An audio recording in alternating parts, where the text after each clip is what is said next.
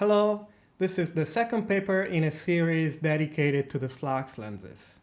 In paper 1, I found a way to describe the selection function of SLACS in the context of power law lens models.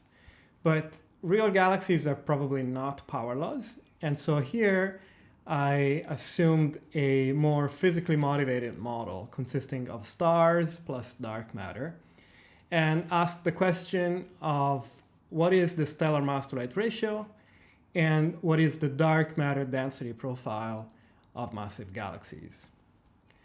There's another important difference with respect to paper 1, and is that there I used lensing together with stellar dynamics. So I fitted lens models to the Einstein radius and the central velocity dispersion of each lens. But to have a dynamical model, you need to assume something about the three-dimensional structure of these galaxies. So you have to deproject things, and you also have to model the orbital anisotropy. And when you only have a central velocity dispersion, which is what we have for most of the SLACS lenses, there's just not enough information to constrain all of these features.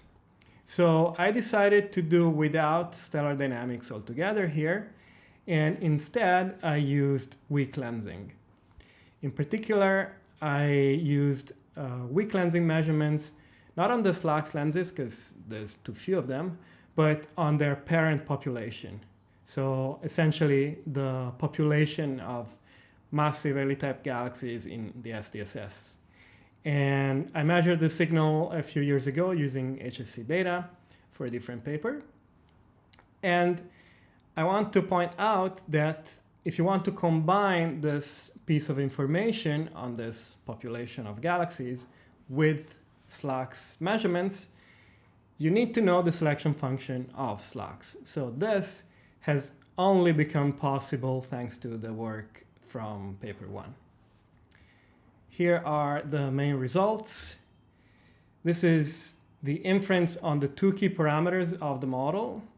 On the vertical axis, that's the stellar population synthesis mismatch parameter, or alpha SPS, which is defined as the ratio between the true stellar mass of a galaxy and the stellar mass that you get from photometry, assuming a Chabrier IMF.